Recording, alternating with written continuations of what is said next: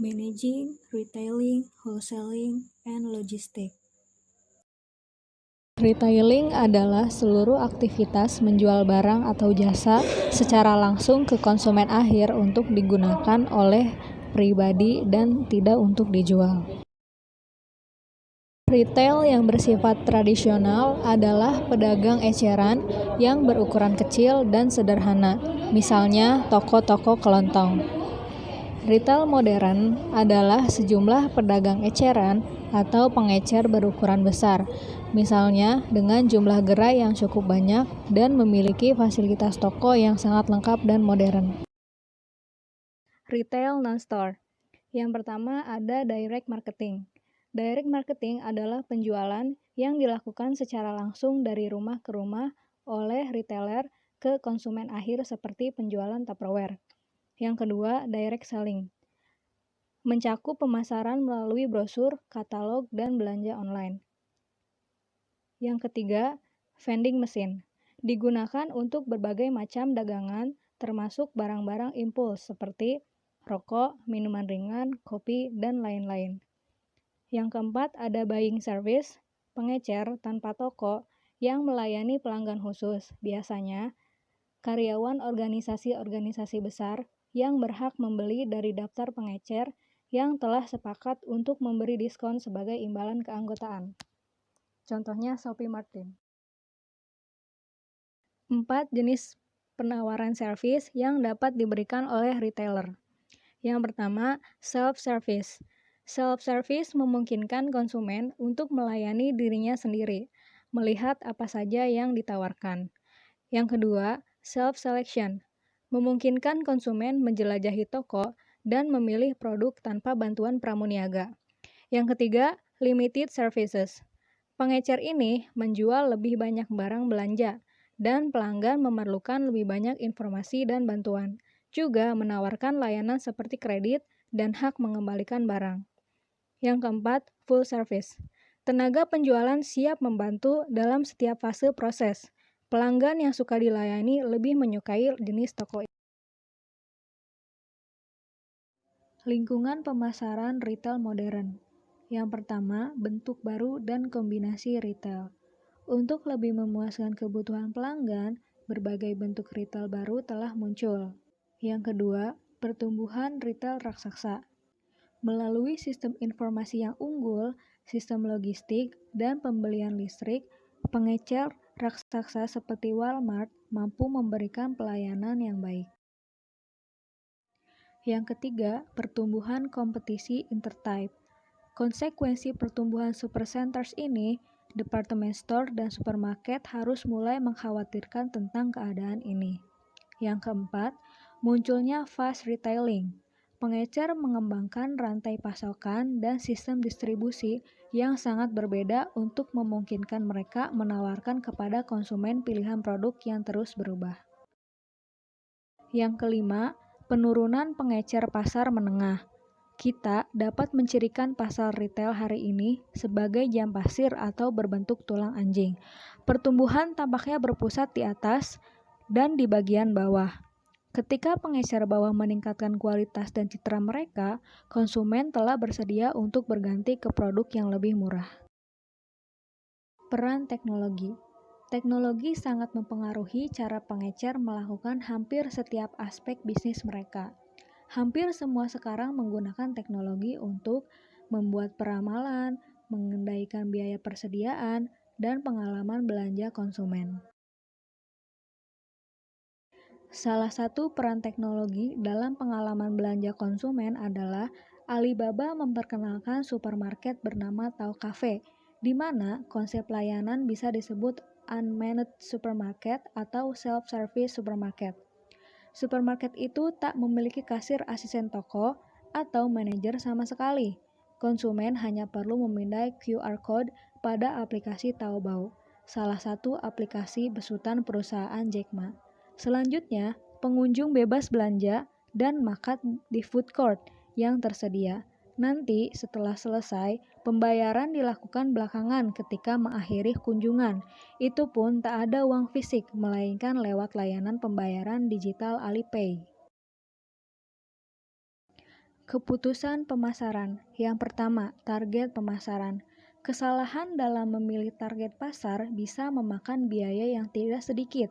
Salah satu cara menentukan target pasar atau audiens adalah menggunakan platform sosial media.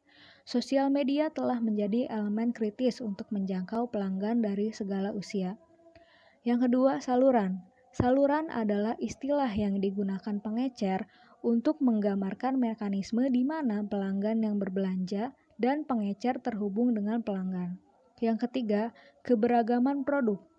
Mengelola produk yang bermacam-macam ini adalah bagian penting untuk bisnis yang sukses dan menguntungkan.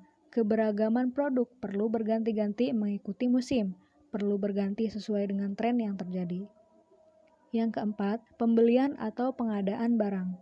Ini adalah bagian terpenting di dalam proses. Tujuannya untuk memastikan produk teralokasikan ke toko yang tepat pada waktu yang tepat untuk mengoptimalkan investasi inventaris untuk memaksimalkan penjualan yang menguntungkan. Yang kelima, harga. Harga adalah faktor posisi kunci dan harus ditetapkan dalam hubungannya dengan target pasar, bermacam-macam produk dan jasa, dan persaingan. Sebagian besar pengecer akan memberikan harga rendah pada beberapa barang untuk dijadikan sebagai pemancing atau untuk memberi sinyal kebijakan penetapan harga mereka. Yang keenam, setiap toko memiliki tampilan dan tata letak fisik yang membuatnya sulit atau mudah untuk bergerak. Pengecer harus mempertimbangkan semua indera dalam membentuk pengalaman pelanggan. Yang ketujuh, kegiatan toko dan pelayanan. Pertumbuhan e-commerce telah memaksa pengecer brick and click dan tradisional untuk merespons. Selain keuntungan masing-masing antara toko online dan offline, sangatlah penting agar pengunjung lebih tertarik mengeksplor toko. Yang kedelapan, komunikasi. Pengecer menggunakan berbagai alat komunikasi untuk menghasilkan pemesanan dan pembelian. Mereka mendapatkan iklan, menjalankan penjualan khusus, mengeluarkan kupon hemat uang. Yang kesembilan, lokasi. 3 kunci kesuksesan retail sering dikatakan sebagai lokasi, lokasi, dan lokasi. Mereka dapat menempatkan toko di kawasan pusat bisnis, pusat perbelanjaan, regional, dan lain-lain. Grosir. Grosir adalah mencakup semua kegiatan dalam menjual barang atau jasa kepada mereka yang membeli untuk dijual kembali atau untuk keperluan bisnis. Kegiatan dalam grosir. Yang pertama, produk dan merek dagang waralaba. Produk dan merek dagang waralaba adalah bentuk paling sederhana dari waralaba. Dalam waralaba dan merek dagang produk, pemilik waralaba berhak untuk menjual produk yang dikembangkan oleh pemilik waralaba dengan memberikan izin untuk menggunakan merek dagang franchisor. Yang kedua, format bisnis waralaba. Berbeda dengan produk dengan merek dagang waralaba, format bisnis ini pemilik waralaba mengajarkan retailer bagaimana caranya untuk berbisnis sehingga bisa melaksanakan bisnis waralaba. Tren dalam grosir. Pedagang grosir telah bekerja untuk meningkatkan produktivitas aset dengan mengelola persediaan dan piutang dengan lebih baik. Mereka juga mengurangi biaya pengoperasian dengan berinvestasi pada teknologi pengenalan bahan yang canggih, sistem informatif, dan internet. Logistik. 1. Logistik pasar. Perencanaan logistik pasar memiliki 4 langkah. Yang pertama, menentukan proposisi nilai perusahaan kepada pelanggannya. Yang kedua, memilih desain saluran dan strategi jaringan terbaik untuk menjangkau pelanggan. Yang ketiga, mengembangkan keunggulan operasional dalam perkiraan penjualan, manajemen gudang, manajemen transportasi, dan manajemen bahan. Yang keempat, menerapkan solusi dengan sistem informasi, peralatan, kebijakan, dan prosedur terbaik. Yang kedua, sistem logistik terpadu. Tugas logistik pasar membutuhkan sistem logistik terintegrasi yang meliputi manajemen bahan, sistem aliran material, dan distribusi fisik dibantu oleh teknologi informasi. Yang ketiga, tujuan pasar logistik. Perusahaan tidak dapat mencapai efisiensi logistik pasar dengan meminta setiap manajer logistik pasar untuk meminimalkan biaya logistiknya sendiri. Biaya logistik pasar berinteraksi dan seringkali berhubungan negatif. Manajer lalu lintas lebih menyukai pengiriman kereta api daripada pengiriman udara karena biaya kereta api lebih murah. Namun, karena kereta api lebih lambat, pengiriman kereta api mengikat modal kerja lebih lama, menunda pembayaran pelanggan, dan mungkin mengirim pelanggan ke pesaing yang menawarkan layanan lebih cepat. Yang keempat, keputusan pasar logistik. 1. Pemrosesan pemesanan, 2. Pergudangan, 3. Persediaan, dan 4. Transportasi. Studi kasus retail di bidang pariwisata. New Glarus menawarkan sejarah yang kaya akan budaya Swiss yang dibuktikan dalam arsitektur lokal, pertanian, dan bisnis. Pengunjung ke daerah ini termasuk pensiunan, pasangan usia kerja, dan kelompok kecil yang mencari pengalaman budaya otentik. Pengecer melayani kebutuhan sehari-hari penduduk setempat serta menyediakan budaya asli Swiss, makanan, dan barang hadiah untuk pengunjung. New Glarus memiliki campuran bisnis retail yang menarik bagi wisatawan yang mencari pengalaman Swiss, termasuk di dalamnya adalah pasar daging, toko oleh-oleh, toko roti, dan restoran. Deskripsi beberapa bisnis lokal yang secara efektif menjual kepada wisatawan seperti Taman dan Bunga Bloemenladen Brenda. Toko bunga dan Taman Bloemenladen milik Brenda telah menjadi daya tarik di New Glarus bagi penduduk dan pengunjung. Sutra dan bunga kering, hadiah, orang Afghanistan, bantal, hiasan, dinding, dan lilin adalah di antara persembahan serta toko, taman, dan pembibitan layanan lengkap. Sebagian besar bisnis bersifat lokal, tetapi pengunjung menambah penjualan melalui pembelian hadiah. Menurut Brenda, ketergantungan pada bisnis lokal mengurangi musiman.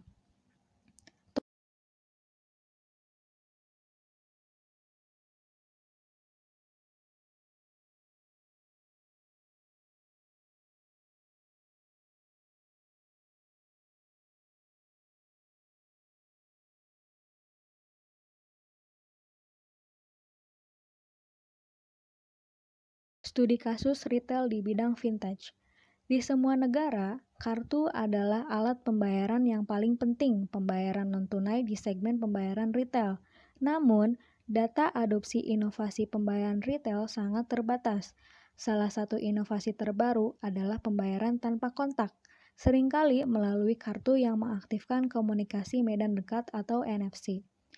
Di Netherlands Bank melaporkan bahwa NFC telah menjadi faktor utama untuk substitusi uang tunai untuk pembayaran bernilai rendah di Belanda.